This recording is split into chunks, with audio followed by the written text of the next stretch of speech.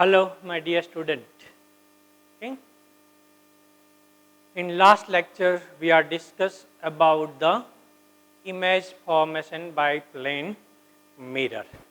So how we should get the image by the plane mirror and what is the characteristic of a image. Okay. So the image formed by the plane mirror we are getting is a virtual image. The size of the image is same as the size of object. The distance of the image is equal as the distance of object from the mirror, and this image we are getting is laterally inverted image. Okay.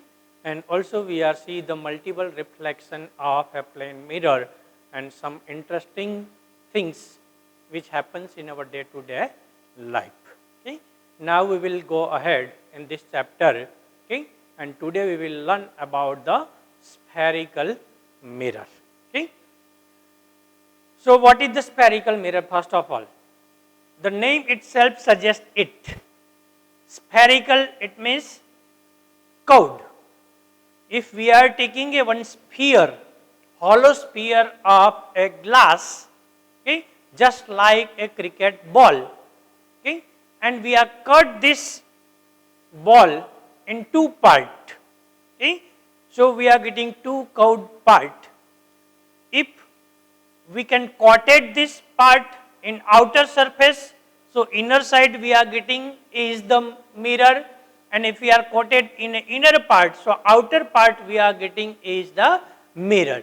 So we can make a spherical mirror with the help of a hollow sphere. Okay. So today in these chapters, okay, we are learn about the spherical mirror and types of spherical mirror. Okay. So first of all, what is the spherical mirror? So I say, okay, same is the mirror whose reflecting surface, okay, whose reflecting surface is curved is called a spherical mirror. कि जो mirror है उसकी reflecting surface है वो curved shape होगी, it means plane नहीं होगी. ऐसे जो मिरर है उनको हम क्या बोलेंगे? स्फेरिकल मिरर बोलेंगे. Okay? So as I told you, according to that, either we can paint inside or outside. Okay? So based on that, we can categorize the spherical mirror in two types. Okay?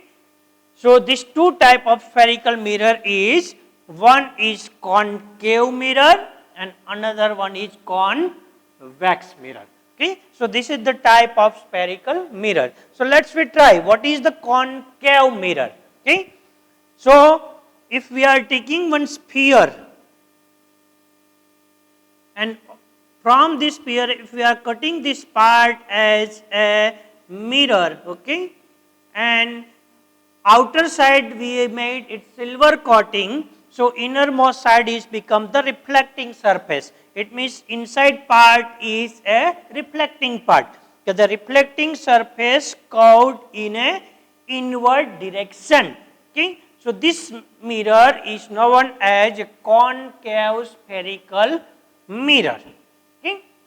And if we are taking a hollow sphere and we are cutting this part, and this part if we are making a silver coating in inner side, okay, so outermost side is become the reflecting surface. It means the reflecting surface curved outward.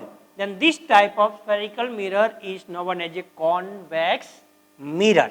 Okay, so we can categorize the spherical mirror into two types, concave mirror and convex mirror, and simply we can remember the things is concave. Cave, it means gufa, it means inside. So here we are getting innermost side, this hall like a cave is a reflecting. So this mirror is nothing but a concave, and this mirror outer side is a reflecting, and this we can say is a convex mirror. Okay, this concave mirror is also known as a converging mirror, and convex mirror is also known as a diverging mirror. Okay. So why it is known as a converging mirror and why it is known as a diverging mirror? Okay, later on in next section we are study about this, why it is a converging and why it is a diverging. Simply we can say that converging, it means the ray which is incident on this concave mirror, and after reflection if these rays are converging, okay, so we can say it is a converging mirror. And if the rays, incidence rays on the mirror after reflection, if it is diverse, then we can say that it is a diverging mirror. Okay, so this is about the two type of spherical mirror, concave mirror and convex mirror. Okay, now for this mirror we have to study different terms which is correlated to this spherical mirror, and understand this terminology, it's very important. Okay, so let's we try to understand different terminology which is related to this spherical mirror. Okay, so here we are taking two mirror. Okay,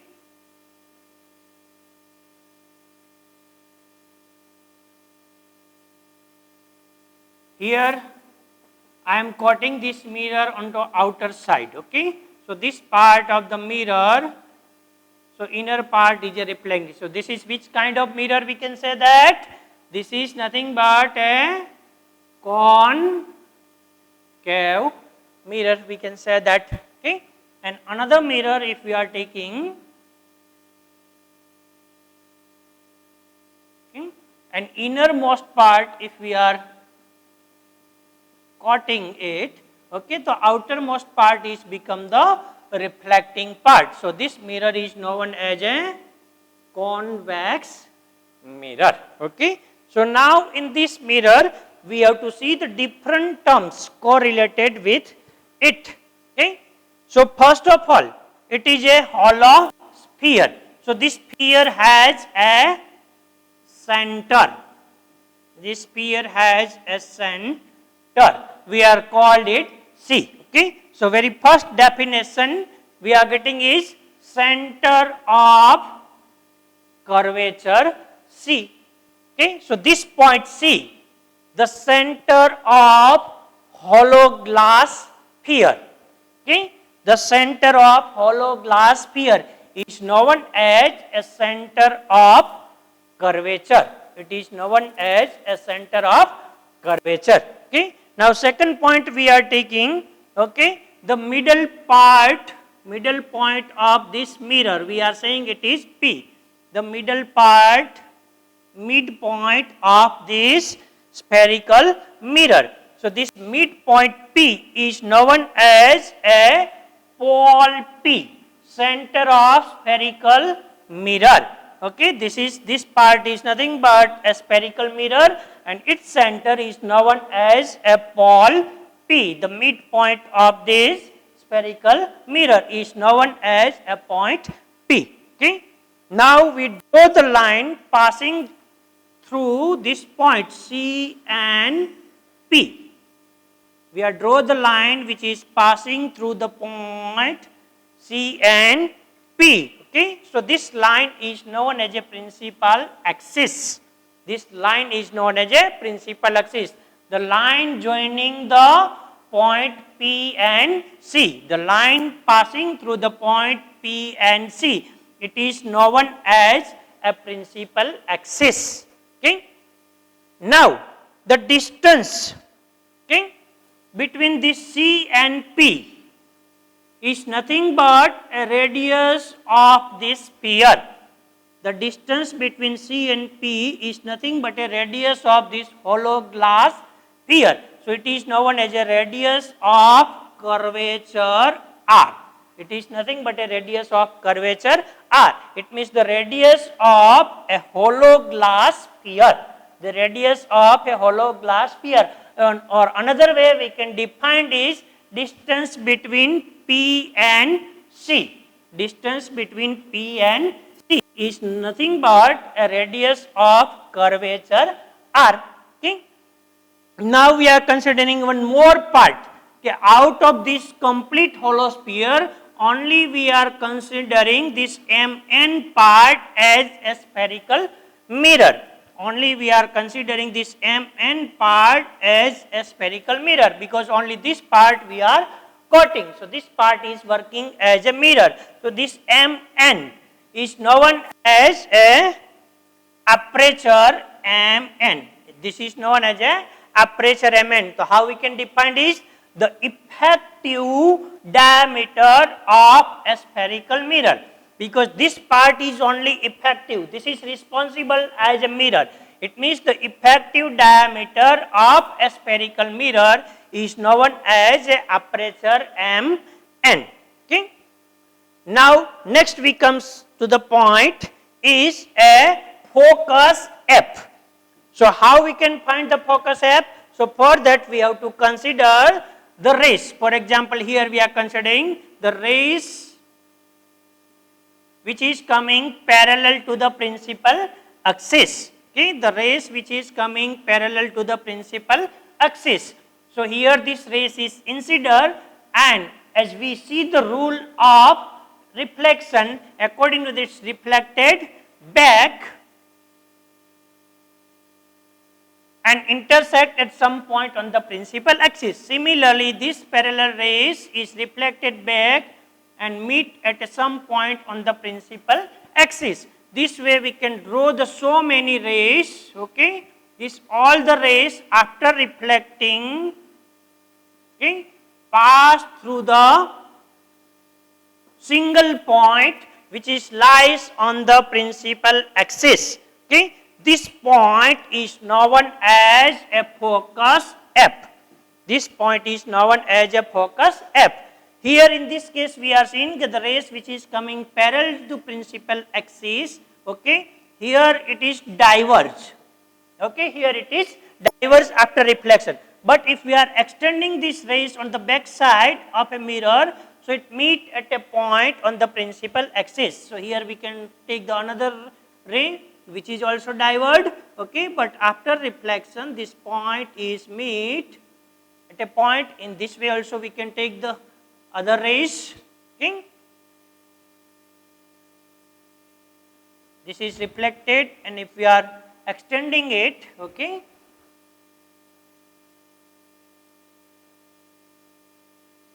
so it will be reflected, and they all also meet at a point on the principal axis.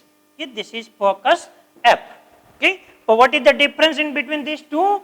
Here all the parallel ray to the principal axis after reflection they meet at a point on the principal axis. Here these rays are actually meet. Okay, and here in this case this all the rays coming parallel to the principal axis after reflection it is diverge. Okay, so actually they are not meet, but if we are extending all these rays, so it appear to meet at a point on the principal axis. This point on the principal axis is known as a focus F. Okay, so how we can define the focus F?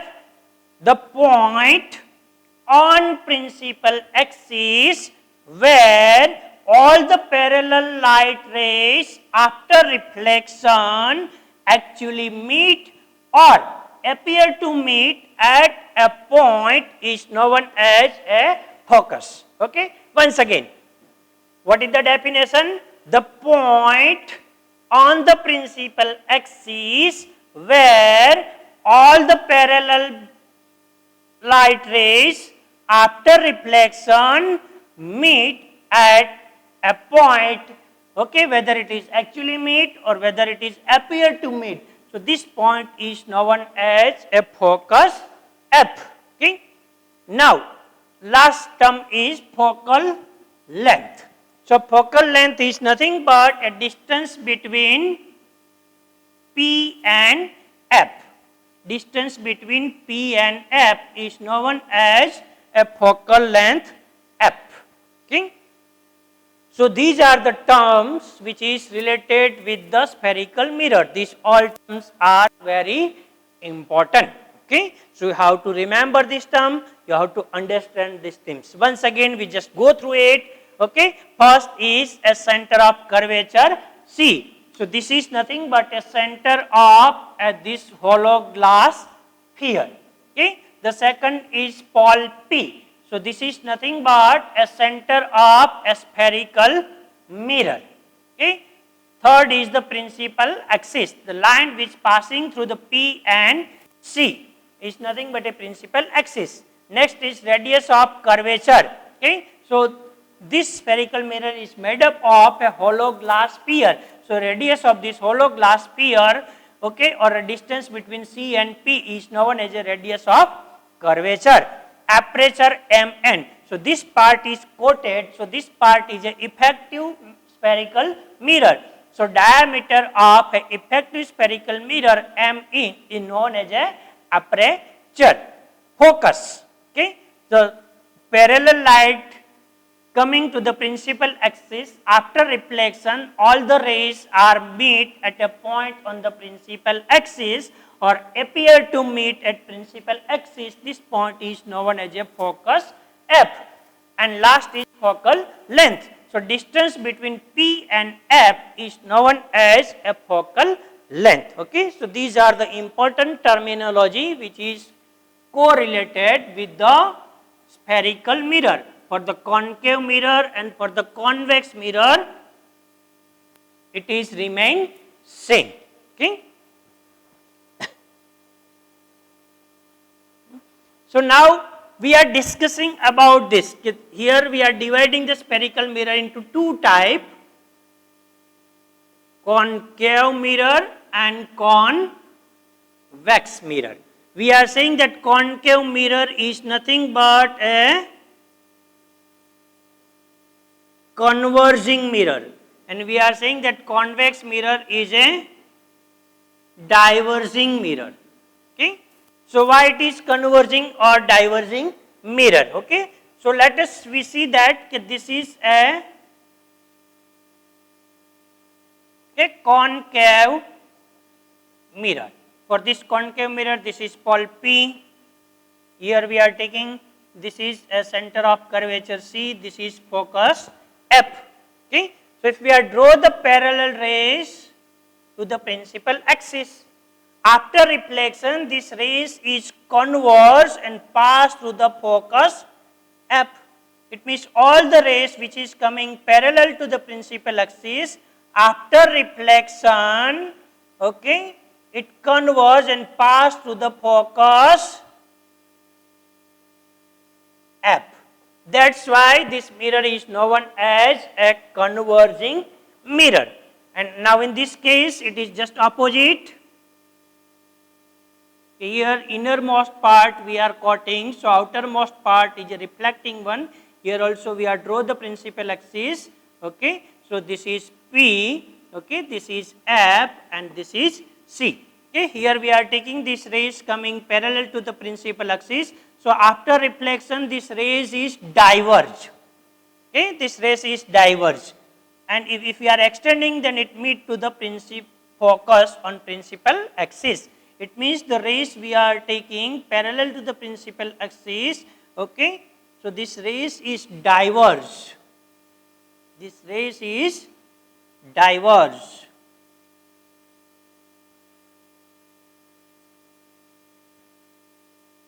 So all the rays coming to the principal axis, okay, this all the rays are diverge, okay, and if we are extending all the rays, so they are meet at a point but not actual meet, it's appear to meet. That's why this convex mirror is known as a diverging mirror. Okay. So based on this converging or diverging, we can find the focus of a mirror. Okay. And we are categorize this mirror is in converging mirror, or we can say it is a diverging mirror. Okay. Now let's see the next point.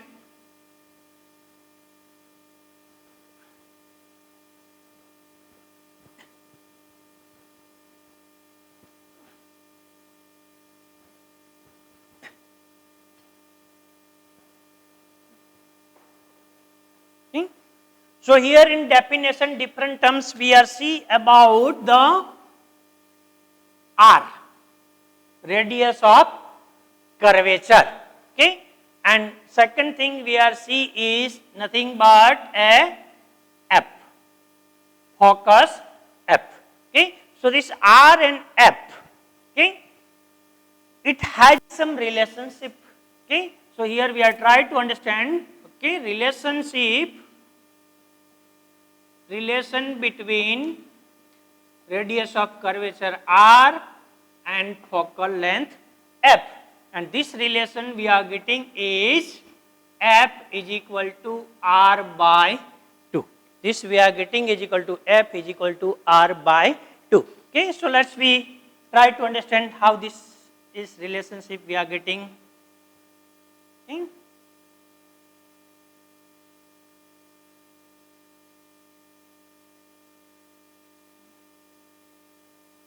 So here we are taking one, okay,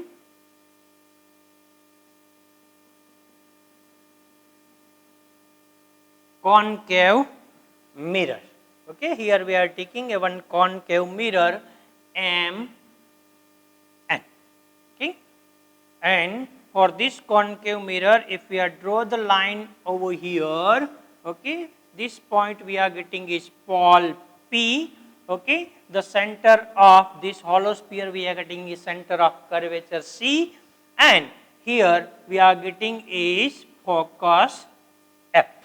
Here we are getting is focus F. Okay, so here we are getting that this CP is nothing but a radius of curvature R. Okay, and the distance between focus F and P is nothing but a focal length F, and we have to derive the relationship between R and F, and this relation is equal to F is equal to R by 2. Okay, so how we can derive this relationship? So let's we try to understand. Okay, so first we are taking one rays which is coming parallel to the principal axis. Suppose we are taking one rays AB which is coming parallel to the principal axis. Okay, so after reflection this rays AB, okay, is passed through the focus F as per the law of reflection. Okay, and if here we are draw the normal, okay, so this normal is passed through the center of curvature C. This normal is passed to the center of curvature C. Okay, so here angle I is formed, angle of incident, and here angle R is formed, angle of reflection. Okay, so this is the basic things we are considering. We are considering one concave mirror. In concave mirror, this is the pole P, focus F, center C. Okay, we are taking one rays AB which is parallel to the principal axis. So after reflection, it passed to the focus F. And if we are draw the normal, okay, for this incident ray and reflected ray, so this normal is passed through the center of curvature C. So here we are getting angle of incident I and angle of reflection R. Okay, so now we are trying to derive this relationship, how we should get it. Okay, so here we are considering that, okay, angle ABC is equal to angle of incident I. Okay, angle FBC, angle FBC is angle of reflection R. Okay, this angle is I and this angle is R. So angle ABC is nothing but a incident angle I, and angle FBC is nothing but a reflected angle R. And as per the first law of reflection, okay, angle I is equal to angle R as per the first law of reflection. Okay, so we are getting that angle ABC, so that angle ABC is equal to angle FBC. Okay, these two angles are equal. Okay, so we are getting these two angles are equal. So we can say that this is equation number 1. Okay, this we are getting is equation number 1. Okay, now we are considering this angle. So this angle is nothing but I. Why? Because A, B, C and F, if we are considering this, okay, so this angle and this angle is a alternate angle. So these both angles are equal. So we can write that angle ABC is equal to angle FCB, because alternate angle, okay, as you are studying in mathematics, alternate angles are always equal. So here angle ABC, okay, and angle FCB, these two angles are equal because it is alternate angle. Okay, we are saying this is equation number 2. Okay, so now from equation number 1 and 2, in both the case angle ABC are same. Okay, so we can write angle from equation 1 and 2. We can write angle FBC is equal to angle FCB. These two angles are equal. We can write, okay, angle FBC is equal to angle FCB. It means these two angles, these angles and these angles are equal. अब ये triangle जो है, इस triangle FBC में ये दोनों angle equal है. ठीक है, अब ये दोनों एंगल है तो ये दोनों साइड क्या होगी? Equal, because in triangle the opposite side of equal angles are equal. Okay, so here for triangle FCB we can say that CF is equal to FB. We can say that CF is equal to FB. These two sides are equal, we are getting. Okay. Now, in this case, we are taking this parallel rays over here, AB. Now, instead of that, we can take parallel rays over here, AB. So, this is also passing through this. Now, instead of that, once again, we can take parallel rays over here, AB. This is also passes through F. It means if we are considering the parallel rays which is closer to the principal axis, so as much as it comes closer to the principal axis, point B comes closing to point P. It comes closing to point P. So when this ray parallel to the principal axis is very close to the principal axis, at that time point B is very close to point B. Okay, so here let us consider. So consider, okay, if point B is very close to point P. अगर B point P से एकदम close रहता है तो क्या होगा? We can say that FB is equal to FP. अगर ये दोनों क्लोज होगा तो हम क्या बता पाएंगे? FB is equal to FP. ये दोनों क्या हो जाएंगे? इक्वल हो जाएंगे. Okay, so ये दोनों इक्वल हो जाएंगे. इसको हम बोलेंगे इक्वेशन नंबर 3, इसको हम बोलेंगे equation number 4. Okay? So here from triangle FCB we are getting CF is equal to FB because opposite sides are equal if opposite angles are equal. And now here we are considering that this parallel rays is very closer to the principal axis, then B is very close to P. So we can say that FB is equal to FP. Both are same. So now from equation number 3 and 4, okay, so here we can write from equation 3 and 4, okay, ये दोनों equation से हम क्या लिख सकते हैं? दोनों में FB कॉमन है. ठीक है, क्या है? दोनों में FB common. So we can write that CF is equal to FP. We can write that CF is equal to FP. ये दोनों क्या हो जाएंगे? इक्वल हो जाएंगे. ठीक है. Now we consider the relation over here. Okay.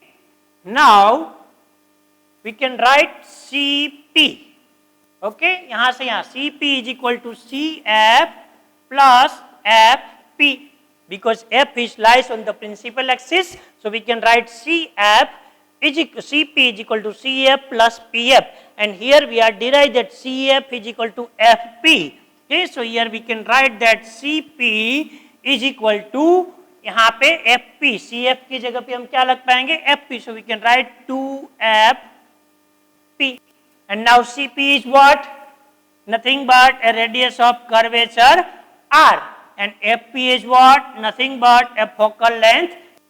So we are getting the relationship F is equal to 2R or F is equal to R by 2. It means always focal length is half of a radius of curvature. Okay, so this is the relationship between R and F, and mathematically we can derive the relationship between R and F. So for that, you important task is how to remember this relationship R is equal to 2F or F is equal to R by 2. Okay, this proof of R is equal to F by T is not so much important for class 10 students. Okay, but here I will try to discuss, so at least you can just go through it and you can understand how we should get this relationship between R and F. Okay, so once again let's revise it how we are getting this. Okay, so here first of all we are taking